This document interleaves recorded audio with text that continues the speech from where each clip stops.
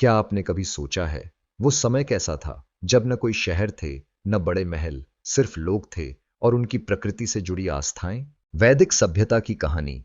परीक्षा में पूछे जाने वाले महत्वपूर्ण प्रश्नों के लिए हमारे साथ जुड़े रहिए। यकीन मानिए, कुछ ऐसा जानेंगे जो आपके पाठ्यक्रम में भी नहीं बताया गया होगा, और हाँ, आपको नोट्स बनाने में कुछ भी दिक्कत नहीं होगी।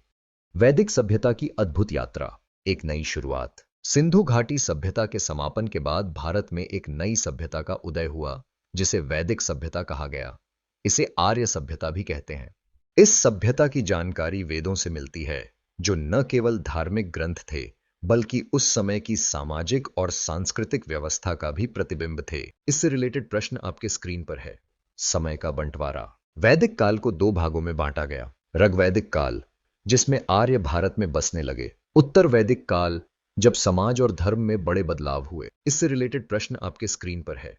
ऋग्वैदिक काल की दुनिया। ऋग्वैदिक काल वैदिक सभ्यता का प्रारंभिक चरण था। लोग खेती करते, गाय पालते और प्रकृति की पूजा करते थे। उनकी धार्मिक और सामाजिक व्यवस्था का वर्णन ऋग्वेद में मिलता है। यह वेद उस समय के जीवन और आस्थाओं का प्रमुख स्रोत है। इससे रिलेटेड प्रश्न आपके स्क्रीन पर है। उत्तर वैदिक काल का बदलाव। उत्तर वैदिक काल में समाज ने अधिक संगठित रूप लिया। राजा और प्रशासनिक तंत्र का विकास हुआ। धार्मिक अनुष्ठानों और यज्ञों का महत्व बढ़ा। इस काल की जानकारी यजुर्वेद, सामवेद और अथर्ववेद से मिलती है। इससे रिलेटेड प्रश्न आपके स्क्रीन पर है। आर्यों का भारत आगमन। आर्य भारत आए और यहां अपनी संस्कृति और सभ्यता स्थापित की। आर्य का अर्थ है श्रेष्ठ। उनके आने से भारत में नई संस्कृति और समाज की नींव पड़ी। इससे रिलेटेड प्रश्न आपके स्क्रीन पर है। आर्यों की यात्रा। आर्यों के मूल निवास स्थान के बारे में मत अलग अलग हैं। कुछ मानते हैं कि वे मध्य एशिया से आए, कुछ उन्हें तिब्बत का निवासी मानते हैं, जबकि कुछ का मानना है कि वे उत्तरी ध्रुव से आए थे। इससे रिलेटेड प्रश्न आपके स्क्रीन पर है। आर्यों का बसेरा। आर्य सबसे पहले पंजाब और अफगानिस्तान के क्षेत्रों में बसे।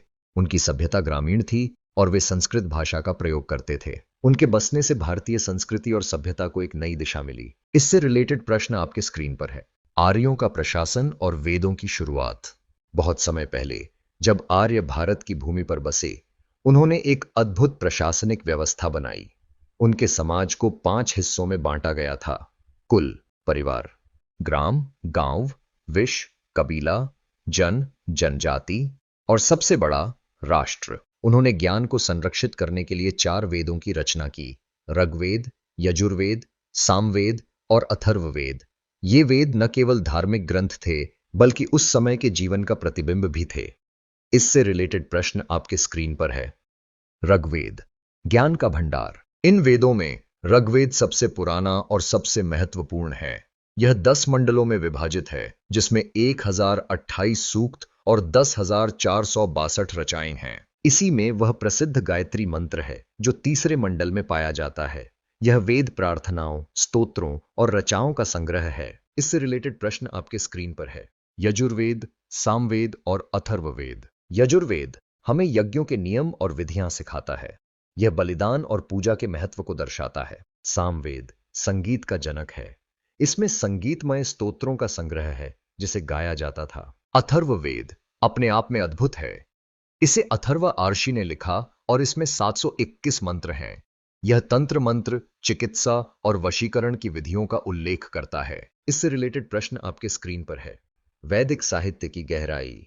वेदों के साथ वैदिक साहित्य में पुराण, उपनिषद और वेदांग भी शामिल हैं। कुल 18 पुराण और 108 उपनिषद हैं। उपनिषद का अर्थ है गुरु के पास बैठकर ज्ञान प्राप्त करना। प्रसिद्ध वाक्य सत्यमेव जयते मुंडक उपनिषद से लिया गया है। इससे रिलेटेड प्रश्न आपके स्क्रीन पर है। ऋग्वैदिक समाज की झलक। वैदिक समाज 4 वर्णों में विभाजित था। 1 ब्राह्मण, ज्ञान और शिक्षा के संरक्षक। 2 क्षत्रिय, योद्धा और रक्षक। 3 वैश्य, व्यापारी और किसान। 4 शूद्र, सेवक और मजदूर। वर्ण व्यवस्था उस समय व्यवसाय के आधार पर तय होती थी। इससे रिलेटेड प्रश्न आपके स्क्रीन पर है। वैदिक देवताओं की गाथा। आर्य कई देवताओं की पूजा करते थे। इनमें सबसे प्रमुख थे इंद्र, युद्ध और वर्षा के देवता।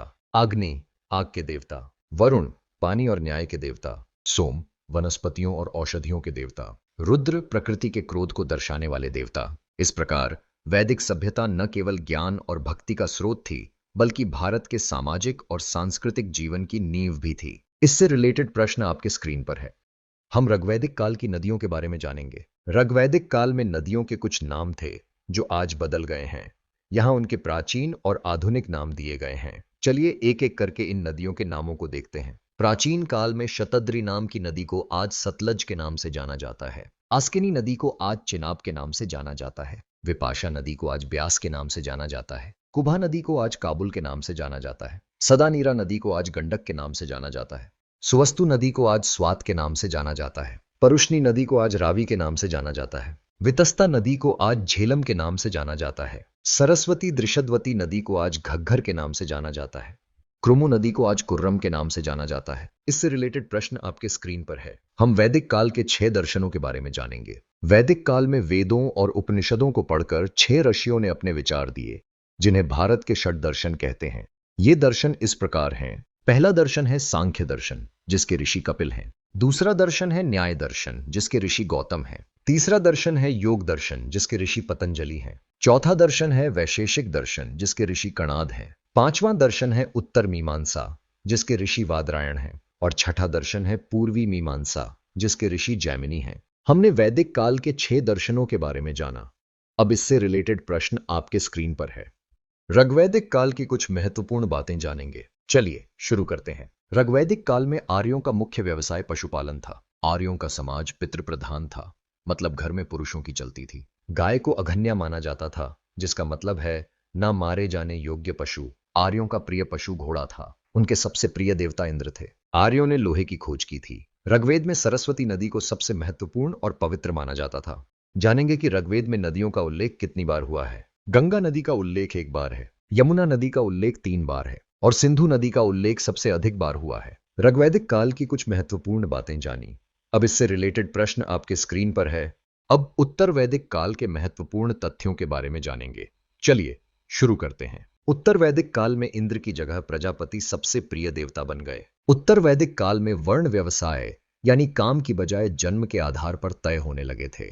मतलब जो जिस परिवार में पैदा होता उसका वही वर्ण माना जाता था। यव, जौ, ब्रीही, धान, माश, उड़द, गुदग, मूंग, गोधूम, गेहूं और मसूर जैसे अनाजों का वर्णन यजुर्वेद में मिलता है। उत्तर वैदिक ग्रंथों में लोहे के लिए लौह अयस और कृष्ण अयस शब्द का इस्तेमाल हुआ है।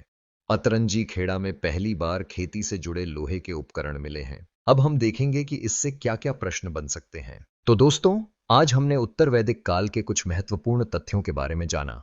हर टॉपिक क्लियर होने के बाद हमने प्रश्न को भी देखा है।